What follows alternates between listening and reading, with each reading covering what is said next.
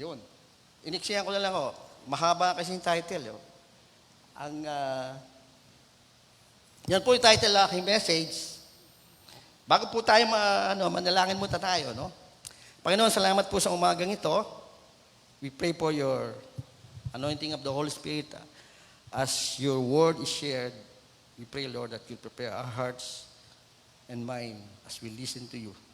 In Jesus' name, Amen. Okay. The world is changing, but not our Lord and His word, no? Yan. Tama po ba? Hindi lang po climate change, no? Lahat. Paano nagbabago ang mundo, no? Una, the world is changing in our standard, yung pamantayan, no? Sa lahat po ng eskwelahan sa buong Pilipinas, nakasulat yung standard o pamantayan na honesty is the best policy. Yun po ba ang palagi ko, kung ako'y magne-negosyo, ilalagay ko rin yun. Yung honesty is the best policy. Pero meron pa ho bang honest ngayon? Meron pa bang tapat ngayon? Meron pa, tanghali na lang. Hindi ho ba? Sabi ko sa inyo eh. Nagkakaintindihan ho tayo. No? Marami tang tao ngayon ang medyo maangas. No? Wala nang puso. Saging na lang yata ang may puso. No? Okay. Ito pa rin ba ang pamantayan ng ating sarili ngayon, sa ating pamilya?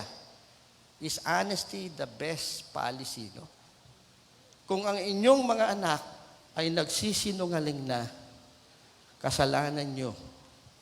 Kasi nung unang magsalita siya ng tapat, pinagalitan nyo ng todo-todo. Kaya the following time na magtanong ka, ayaw na niyang sabihin yung totoo. Kasi nagalit kayo ng todo-todo. Bato-bato ba sa langit? Huwag niyo akong babatuhin, ha? Kasalanan ko rin ho yun. Pero ngayon, okay na kami ng aking mga anak, no? Eh, ganun tayo, mga baby boomers, pinalaki tayo ng do's and don'ts. Di po ba? Kaya, ituro po natin sa mga next generation, yung tinatawag na demokrasya. Pero merong boundaries. Okay. Pangalawa, yung values o pinahahalagahan. No? Anong pinapahalagahan natin? Ang isang pinapahalagahan natin ay yung panahon o oras. Nung tayo'y high school o elementary, ang unang-unang motong sinusulat natin sa mga slam book, wala pang Facebook noon, no? Time is gold. Tama po ba? Nako, napakapalasak na motto nun, no? Time is gold. Ang oras ba ay mahalaga pa rin sa bawat isa sa atin, no? Pag tumawag ba tayo ng meeting, may nalilate. Nako, sa Pinoy kasi timeless eh. No specific time to start and no specific time to end. Timeless tayo, no? Pero, pag business meeting, no, sa mga churches, dapat on time ka, kapatid. Mga party-party, pwede kang malate dyan. Kahit minsan, minuto na lang bago matapos yung party, magpakita ka lang, masaya na yung host. Di po ba? Yun ang kulturang Pinoy. No? So, ano pa pinapahalaga natin? Buhay ng tao, relasyon sa ating kapwa, mga magulang at kapatid. Those are the valuable people or things in our lives. No? Ano pa? Yung ating beliefs, paniniwala. Ang Diyos ay mabuti at may hawak ng ating buhay. Ito pa rin ba ang sandigan ng ating pananampalataya? No? Uso ngayon, piyesta ngayon bukas pala sa Lunes, sa Quiapo. Ako'y nagulat, no? milyon-milyon na ang devotees ng Nazareno. Sometime in the early 20s, no? 20,000. No? Nagpunta po ako ng Quiapo, hindi para makisama. Kumuha lang ako ng picture. Konti pa lang nun eh. Sa harapan pa lang ng Quiapo Church nun ang mga tao. Ganun lang pinapahalagaan yung po ng Nazareno na anong feeling nyo ron, no? Naaawa ba kayo sa tao? O nagagalit? O nagkakaroon ng burden for them? No? Sana po ay malaman natin yun na ang kadahilanan ng kanilang mga pagiging devotee doon sa pagiging sa poon ng Nazareno, no? So tayo pong mga tinatawag na evangelicals, we know that God is alive.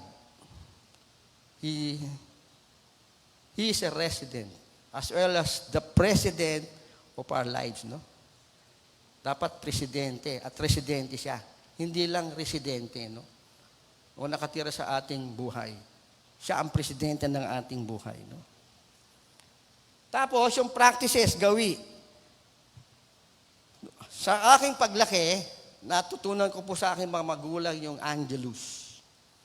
Yung Angelus, pagsapit ng ika-anim ng gabi, nananalangin ho kami, no? Kami mga 7 kami magkakapatid, eh. Kailangan manalangin. At pagkapanalangin, magmamano kami. Maganda pong kultura yon. Napakagandang kultura, no? Wala pong masama doon, no? Pero nung maging Christian kami, hindi lang kami alas 6 ng gabi nananalangin. We need to make a prayer a way of life. Kumbaga, no? Kasi yung spirituality ng mga Kristiyano ngayon, you can measure their spirituality by their activeness in the church. They pray kasi nakaschedule eh. Prayer meeting. Di ba? Hindi po ganun ang spirituality ng tunay na anak ng Diyos, no? Katulad ng mga kababayan natin, mga Katoliko. They express their spirituality by being a devotee, going to church on Sunday, and then the rest, kanila na.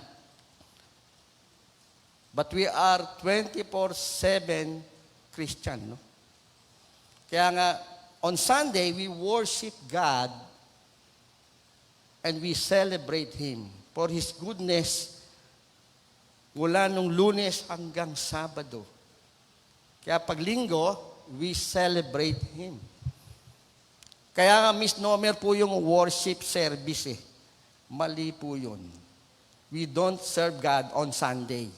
We celebrate Him. We worship Him. We get some directions from Him through His Word.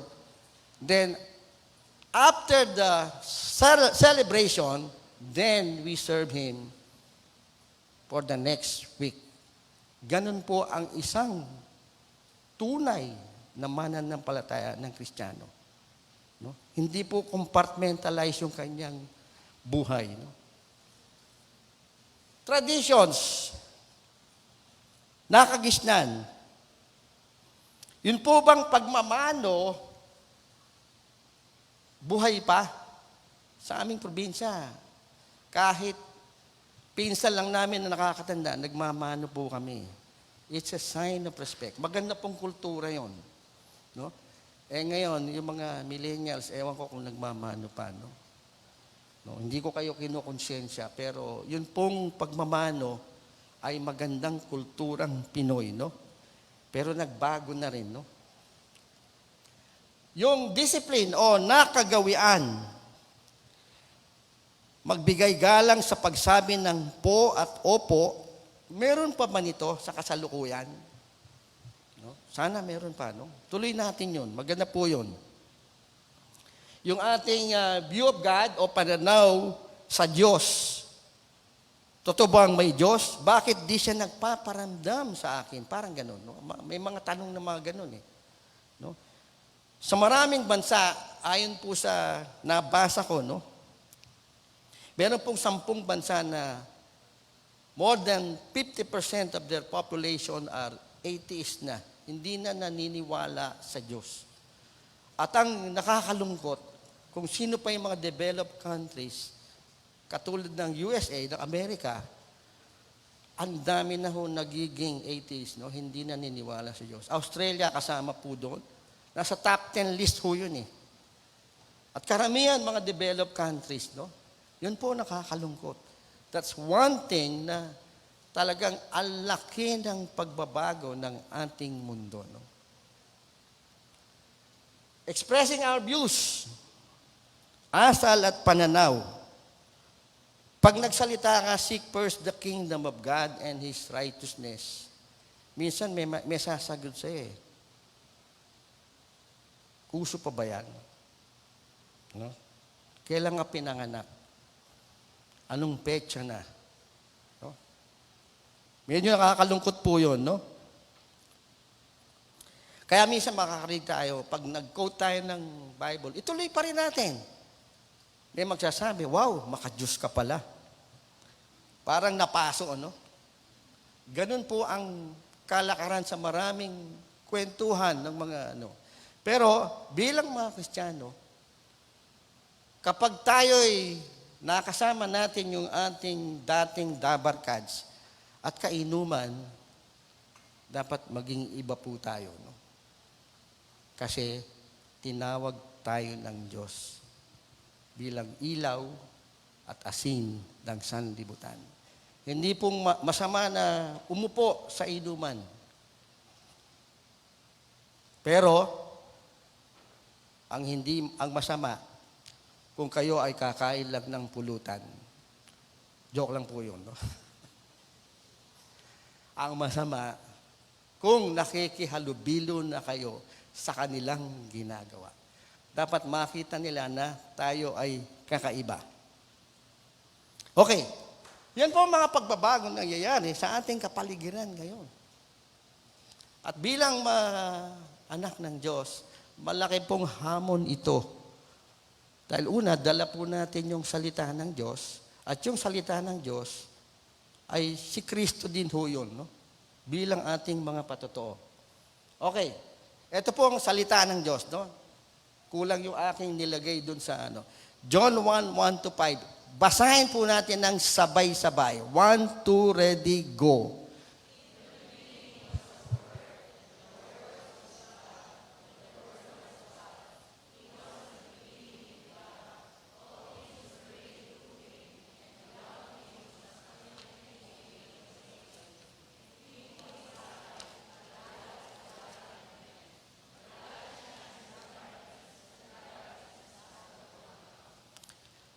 Marami pong mensahe yung passage na yan. Pero, paiksihin na lang ho natin. No? Abutin tayo ng siyam-siyam dito. Ang sabi po ron, the Word is infinite. No? In the beginning was the Word, and the Word was with God. The Word is infinite, walang katapusan, forever. Walang hanggan, and continues to shine magniningning in this dark world. No? Now, the Word and Christ are synonymous. They can be used interchangeably. Yan. So, yun pong salita at yung Kristo na nasa ating puso, iisa lang ho yun. No? Kaya dala-dala ho natin yun. No? So, when you say in the beginning, Christ and the Word are pre-existent. Wala pa itong sanlibutan o universe, ando na si Kristo, no?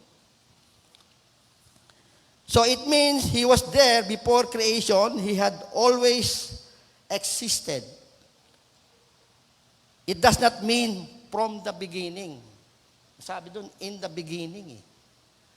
Magkaiba po yun, no? In the beginning, from the beginning. Parang may pinag-umpisahan siya. Wala. So Christ was already there. He did not become.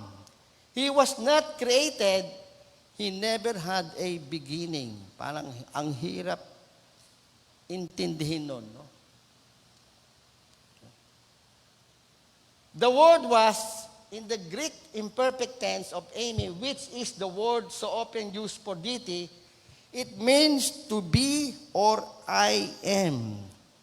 And to be means continuous existence without beginning or ending.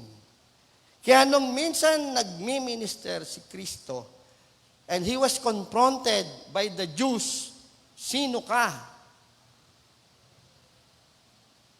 Kasi nagpapakilala siya na parang siya ang Diyos. Dahil ang mga Hudyo, ang kilala nila ay si Abraham. Sumagot si Kristo, before Abraham, I am. Akong lalim nun, no?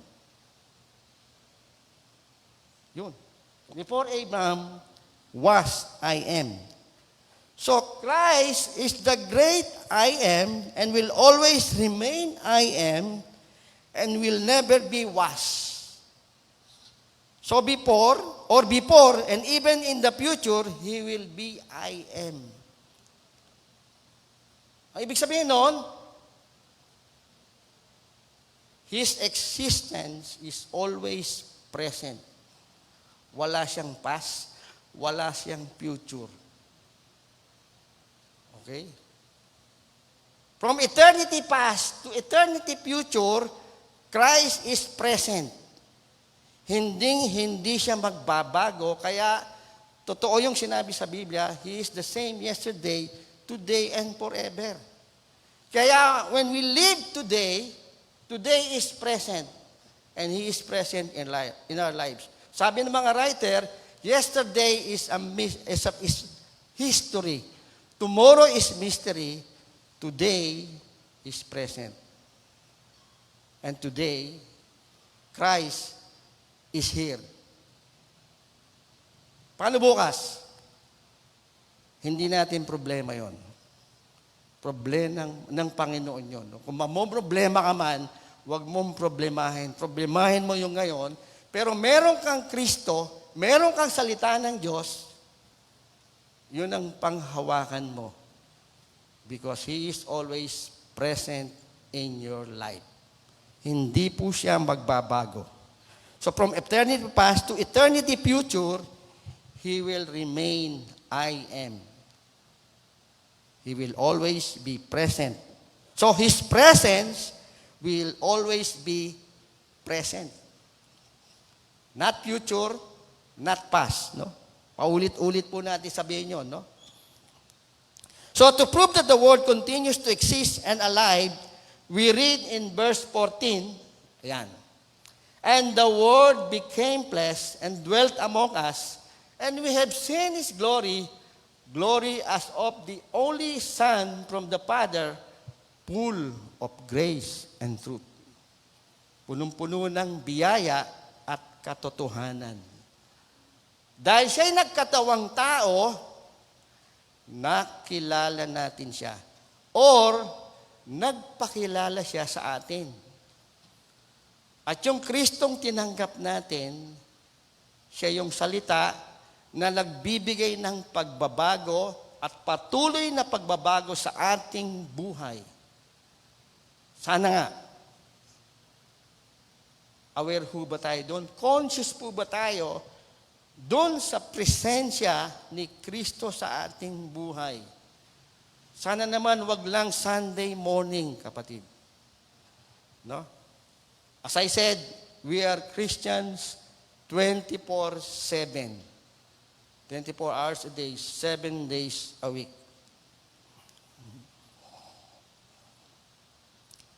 Kung ang Diyos ay hindi nagkatawang tao, walang maniniwalang may Diyos. At ang kanyang salita ay hindi naging totoo at hindi paniniwalaan at higit sa lahat, hindi ito mananatiling buhay. But God's Word is always present and alive. Buhay pa rin. Mawala na tayong lahat dito, ang salita ng Diyos ay mananatili at magpapatuloy na magpapabago ng maraming buhay. Okay. Meron pong nagsabi, sabi niya, kahit hindi totoo ang Kristyanismo, maniniwala pa rin ako sa salita ng Diyos. Because this is the best life I can live. I can live out. No? Na pwede kong ipamuhay. Wala nang iba. No? So dahil ang salita ng Diyos ay buhay, ano ang nagagawa nito sa ating buhay? No? Ito ay mga paalala lang sa atin. No? Una, to convict us of our sin, Acts 2:37, konsyensihin ang ating mga mali o kasalanan. No? Ang tanong, may konsyensya pa ba tayo? Ako, sakit nun. Pasensya na kayo kung ako'y diretso magsalita. Dahil kung wala na tayong konsyensya, hindi na tayo makokonsyensya ng salita ng Diyos. No? Okay? Siguro ang mga walang konsyensya, katulad ng mga hindi pa mananampalataya. Kasi sabi ng propeta Jeremias, the heart is the most deceitful above all things. Ganyan nga dinescribe ang puso ng tao. Deceitful. Ano yung deceitful sa Tagalog? Mapanlinlang. Mandaraya. Tapos nagtatanong pa kayo, bakit maraming scammer? No? Maraming nambubudol. Dahil nga, hindi tayo masyadong wise, nabibiktima pa rin tayo. No? So, sinuhin natin ang ating kalaban. No? Okay. Pangalawa, to impart salvation. Very basic to. No? Romans 1:16, I am not ashamed of the gospel, for it is the power of God unto salvation. No? Para maunawaan at mahibahagi sa atin ang kaligtasan. At naunawaan natin yon. Dahil sa biyaya ng Panginoon, yung pagtugon natin sa Kanya, galing pa rin sa Kanya yon. Kasi patay tayo sa kasalanan. How can we respond to God? No? Only the Spirit of God will be able for us to respond. No? Biyaya ng Diyos yun. Kaya napakapalad po natin. No? Sa bilyong-bilyong tao sa buong mundo, isa ka sa napili niya na maging kabahagi ng kanyang kaharian. No? To discern our thoughts and motives, alamin ang ating mga iniisip at motibo. Ang salita ng Diyos lang ang magbibigay sa atin ng gabay at tamang direksyon kung ano ang pwede nating pagdesisyonan kung kayo ay nagdidesisyon. No? Nasa salita po ng Diyos yun. No? Gabayan tayo ng ating Panginoong Hesus. No? To transform lives, para baguhin ang ating asal at buhay. No? Yan. I hope and pray, no? Yung pagbabago sa ating buhay ay nagpapatuloy. No? Taong 2023, isang taon ulit. Ano po ang kaibahan ng 2022 sa 2023 na pwede nating umpisahan na mali nating ginagawa o asal o tayo lang nakakaalam na kailangan baguhin. No? Puntahan na po natin yung salita ng Diyos. Dahil yun lamang po ang magtuturo sa atin kung paano natin babaguhin yung ating asal o ugali. No? Minsan sa loob ng iglesia, pag meron kang binanggit pangalan, meron na siyang tatak. No? Ayan si Pedro. Ay, laging present yan. Laging on time. Positive yun, no? Sana positive lagi. Ayoko na magbabanggit ng positive, no? Kaya yun nagpangalan dun sa Sikatuna Village, sa Teachers Village. Puro positive eh. Di ba? Masunurin, mabait, madasalin, mapagkakatiwalaan, at marami pa. Puro positive. Minsan nagtanong ako, meron bang maangas doon? Di ba? Wala eh. Ang galing nung nagpangalan nun. No? Saan kayo nakatira? Diyan sa kalye Mainggitin. Pambihira. Wala nun. Ha? Pero ang salita ng Diyos, lahat na positibo na pwede nating angkinin ay pwede pong mangyari sa atin kung aangkinin natin. No? To accomplish God's purpose, para tuparin ang kanyang layunin sa atin. Ano po ba yung layunin binigay sa inyo ng Panginoon? No? Ituloy po natin yan. No? Para sa kalalago ng kanyang kaharian, isang layunin ng FCF, ayun, no? Faithfully making Christ-like disciples for the nation. Yun po ang pangitain. No? Tandaan niyo po yan. Ngayon po, sa aming church, we preach our mission and vision for this new year. No? Yung pong start ng new year. Para maipaalala namin sa kanila yung kanilang mga dapat gawin bilang Kristiyano. No?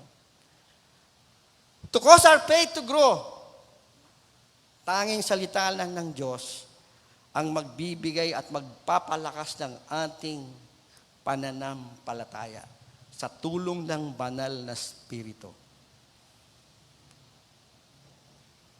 Para sanayin tayo sa paggawa ng mabuti. Ayun. Natural po ba yun, no? Sa ating paggawa ng mabuti, no? Minsan hindi. Minsan bumibigay rin tayo. Merong isang araw nung sometime bago magpasko, no? Siguro mga 3 namamalibos ang lumapit sa akin, no? Lahat po binigyan ko, no? Napagod na ako. Kumain po ako doon sa isang fast food chain, no? May lumapit na teenager na babae, tanghihingi. Sino ka? Sabi ko. Ako po yung estudyante. Nagbebenta po ako ng mga goodies. Alam ko na to, sabi ko. Tinanggihan ko siya. Kasi mga tao ni Kibolo yun eh. No? Yung mga ganon, no? And then may lumapit na namang matandang babae. Tinanggihan ko rin. Pag alis nung matanda, na-guilty ako. Lord, bakit ko natanggihan yun? No? Kailangan niya eh. No? Sabi ko, nagkamali ako ng discernment. No? Akala ko tao pa rin ni Kibuloy eh. Nung makita ko, matanda pala yun. So, next time, I need to know, kasi kailangan nila yun. No? Sabihin natin, Pastor, mga sindikato yun eh. Sabihin natin sindikato yun, pero doon sila nabubuhay. Economic kasi ang number 1 problema ng mga mahihirap eh. No? Pero kailangan tulungan. No? Humingi siya ng pangkain man lang, hindi ko na ibigay. No? So, I repent. No? Para tayo sanayin sa paggawa ng mabuti. Sabi ng Biblia, sa 2 Timothy 3:16 and 17, ang paggawa ng mabuti sa tamang katuruan, teaching, yun ang nakasulat sa 2 Timothy, sa pagtatama sa maling katuruan, reproof, sa pagsaway sa maling kaisipan, at asal, correction. Sanayin tayo sa paggawa ng tama at tuwid, training in righteousness. Yun. Reproof, at right teaching, reproof, correction, training in righteousness. Yun po ang purpose. Ang tanging purpose ng salita ng Diyos para sa kanyang mga anak. Para sa naniniwala, no? So, nagbago ba ang iyong buhay dahil sumunod at patuloy na sumusunod ka sa buhay na salita ng Diyos, no? Sabi doon sa verse 1b, the light shines in the darkness, and the darkness has not overcome it. No? Ang liwanag ay sumisimbolo ng salita at ni Kristo. At ang kadiliman ay sumisimbolo ng sanlibutan. We are living in a dark world. No? Kaya tinawag tayong asin at ilaw para ilawan ang kadiliman sa ating sanlibutan. No? So ang kadiliman, kailanman ay hindi mananalo sa liwanag. Tandaan niyo po yun. Kaya tayong mga Kristiyano, we are fighting from victory, not for victory. Panalo na tayo eh. Wala hong tatalo kay Kristo at ang kanyang salita. No? So paano natin pananatiliin ang buhay na salita ng Diyos? Yun. Paano natin pananatiliin ang salita ng Diyos sa ating pabago-bago at nagbabagong sanlibutan? No? Simple lang ang aking mungkahi at hamon. Dahil naranasan natin kung sino si Kristo sa ating buhay at ang kanyang salita. Gawin po natin ang mga sumusunod. Ito na po yung pinaka-final application natin. Although, marami na po akong nasabi, dahil baka humaba ako masyado dahil... Anyway, how do we perpetuate o pananatiliin ang pagsasabuhay, the continuous practice of God's living word, no? In our generation and the next generation. No? Okay, let's go back to the usual practices of our ancestors. Our ancestors in faith. Hindi yung mga ninuno nating physical, no? Yung mga ninuno natin na nagpatuloy sa pananampalataya hanggang sa makarating sa atin. No? Kasi sila ay naging tapat at committed sa kanilang pananampalataya kaya nakarating sa atin yung salita ng Diyos. Una, read and meditate on God's living word. Sabi, utos po yung kay Joshua, no? Sa Joshua 1:8. Do memory verse as a way of life. Naku, napakasimple nito, no? Pero may gumagawa pa ba nito? No? Nung mga panahong bago ang Kristyano, we have a pass the ball. Pag pinasa mo yung bola sa kabila, you have to recite your memory verse. No? Kailangan bago lagi every week. And we do that during prayer meeting. No? Memory verse. No? Obey God's word as a way of life. No? Do we still have that attitude, the biblical worldview, when we talk with other people na hindi natin kapananampalataya? No? Are we convicted enough to tell, man lang, no, that I am a Christian, I'm a follower of Christ, and I read God's word? Ganun lang po kasimple, no? Let's identify ourselves, no? Huwag nating itago yung ating pagiging Kristiyano. Let us not be secret agent Christian, no? Consult God in His word when in doubt of your plan, decision, and actions, no? Make a covenant that your ultimate standard is God's word. Wala na iba, no? Share, ibahagi ang buhay na salita ni Kristo. Mga kapatid, yung iba sa atin, nasa pre-departure area na, no? Huwag naman po. Huwag muna ho kayong umalis. Kung sakali, bigyan pa kayo ng 10 taon na buhay pa kayo, ano po ang gagawin nyo sa inyong buhay? Maghihintay na lang? Yun. Ano ba ang aking gagawin sa loob ng ano ba ang edad nyo, no? Kung 10 taon na lang, no? Hindi ko sinasabing yung mga senior na katulad ko, although hindi pa ako mukhang senior, si Doc Lem lang ho yun. No? Kasi pinakilala niya ako. Okay. So, magtapatan po tayo kasi pamilya ho tayo, eh, no? Wag na ho tayong magkunwari. No? Bawal po ang plastic ngayon. No? Kahit may tatak na sabihin natin, orokan naman ng brand, no? Wag na yon, no?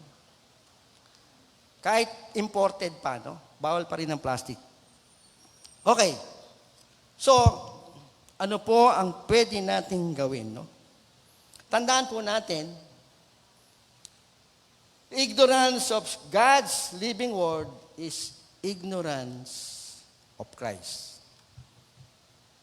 Ang nagsabi po niyan ay isa sa mga church fathers. Hundreds of years ago. Ang nagsabi niyan. At hanggang ngayon, ay relevant pa rin yung sinabi niya. Kaya nakakaawa yung mga taong hindi kilala si Kristo at ang kanyang salita, pero napaka-religyoso. No? They are very, very sincere in their faith. Sabi nga nung narinig ko, they are sincere, but sincerely wrong. Yun eh. Truth can only be found in God's word and in Christ. No? Because He said, I'm the way, the truth, and the life. Final word, let us keep upholding the living word in this unchanging word. Tayo po'y manalangin. Panginoon, salamat po sa umagang ito at hinamon mo kami na yung salita ay dapat naming ipamuhay upang yung Kristong tinanggap namin, yung iyong salita na nasa aming puso, sa aming kaisipan, ay makilala nila upang ang mga tao ay matutong kilalanin ka bilang Panginoon at tagapagligtas. Salamat po sa iyong biyaya na ibinigay sa amin. All these things we pray in Jesus' name. Amen. Pagpalain po kayo.